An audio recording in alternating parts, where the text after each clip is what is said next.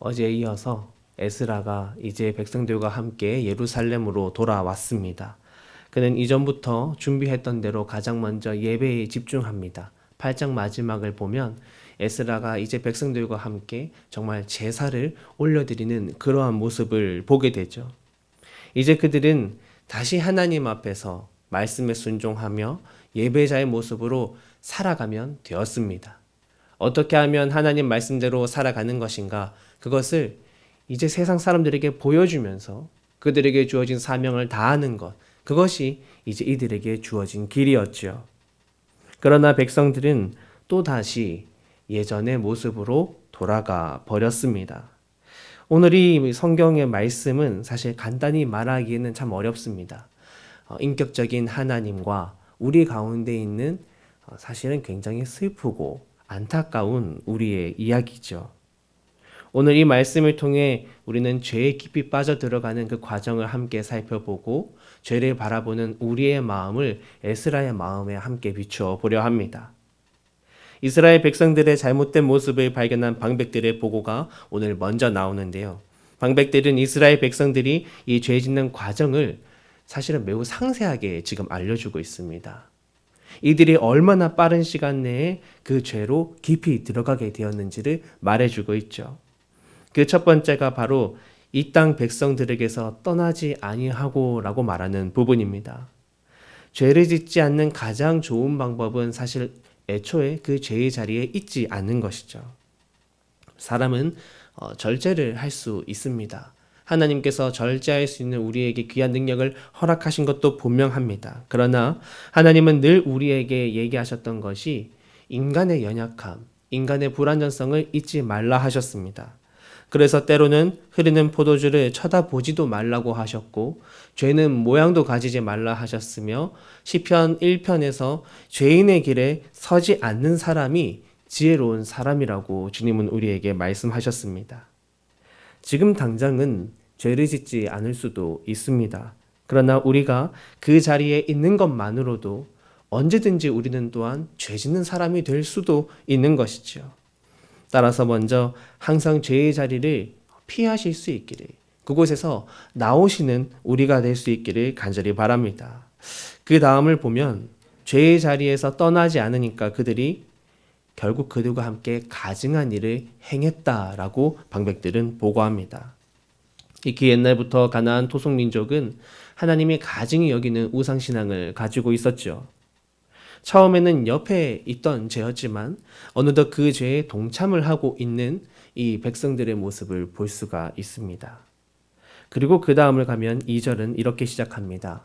그들의 딸을 맞이하여 아내와 며느리로 삼아라고 말합니다. 그들은 이제 단순히 동참하는 것이 아니라 죄의 문화를 맞이합니다. 이제는 죄를 내 삶에 초대하고 죄를 즐거워하는 단계까지 나아가는 것이죠.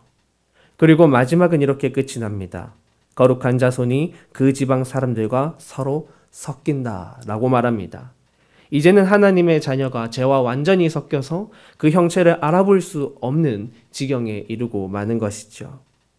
무림한 크리스천이 되는 것입니다. 말로는 교회를 다니고 어딘가에 적을 때 기독교인이라고 적겠지만 사실은 교회 다니는 사람과 이 땅에 있는 사람이 전혀 구별되지 않는 그러한 모습으로 우리가 죄 가운데 살아간다라는 것이죠. 어찌 보면 믿지 않는 사람들 너무나 합리적이고 자연한 선택을 하는 것일 수도 있습니다.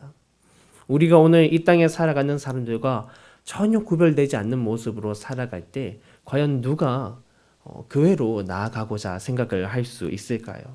어차피 교회 다니는 사람과 우리가 별로 다를 게 없다라고 느끼는데 말이죠. 사랑하는 주님의 자녀 여러분, 오늘의 말씀은 슬프지만 때로 외면할 수 없는 우리의 모습 아니면 나의 모습, 나의 신앙일 수 있습니다. 이제 이것을 바라보는 에스라의 모습을 우리가 함께 기억할 수 있기를 소망합니다. 사실 에스라는 자기가 죄를 지은 것이 아닙니다. 그러나 오늘 그는 어떻게 행합니까? 3절을 보면 내가 이 일을 듣고 속옷과 겉옷을 찢고 머리털과 수염을 뜯으며 기가 막혀 앉아있다고 얘기를 합니다. 그렇게나 백성들을 가르치고 이제 하나님 앞에 올바른 백성이 되기 위해서 노력해왔던 에스라였습니다. 이제 백성들 주님 앞에서 그저 은혜 안에서 살아가기만 하면 되었는데 정말 주님께서 사실은 지금까지도 역사 속에 우리 민족에게 끊임없이 기회를 주시고 다시 돌아봐 주시고 다시 세워주셨던 그 시간이 얼마나 길었는데 그 수많은 실패와 아픔을 겪고서도 여전히 죄의 유혹을 이기지 못해 죄의 깊이 들어가게 되는 사람들의 그 삶의 모습을 그는 보았습니다. 그는 자신의 겉옷도 찢고 속옷도 찢습니다. 그 당시 가장 심각한 표현이죠. 극심한 고통과 슬픔입니다. 속옷을 다 찢어 나의 수치가 드러나는 것보다 지금 더 큰 수치를 그가 느끼고 있다라는 거예요. 스트레스를 극심하게 받을 때 여러분 머리를 쥐어뜯어 본 적이 혹 있지 않으십니까? 그가 얼마나 슬펐으면 자신의 머리털을 뜯고 수염을 뜯으면서 기가 막혀 주저앉아 있을까요? 왜 그가 이렇게 있을까요? 사실은 자기가 지은 죄도 아닌데요. 사실 지금 이곳에서 겉옷과 속옷을 찢고 머리털과 수염을 뜯으며 주저앉아 슬퍼해야 하는 것은 이스라엘 백성들, 우리 자신입니다. 죄를 반복하는 나의 모습이 있다면 사실 우리 마음 가운데 이 죄를 바라보는 정말 기가 막힌 마음이 있어야 하는 것이죠. 하나님과 인격적인 관계를 맺어가는 우리가 하나님께 큰 죄, 큰 상처를 드리고 애통하며 하나님 앞에 나아가야 합니다. 하나님 정말 말씀대로 살려 했는데 제 마음대로 잘 되지가 않습니다.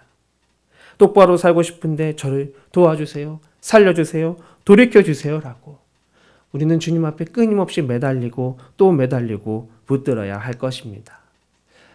이 안타까운 상황 속에 있는 에스라의 마음을 우리가 그저 묵상하며 한 번 더 기억해 볼 수 있기를 소망합니다. 믿음으로 살아가는 저와 여러분이 죄의 수렁에 빠지지 않기를 소망합니다. 죄의 무게를 알고 진심으로 회개하며 나아갈 수 있는, 또 더 나아가 오늘 에스라처럼 누군가 죄를 짓고 있을 때 그를 향하여도 애통하며 함께 기도해 줄 수 있는 저와 여러분 모두가 될 수 있기를 간절히 소망합니다.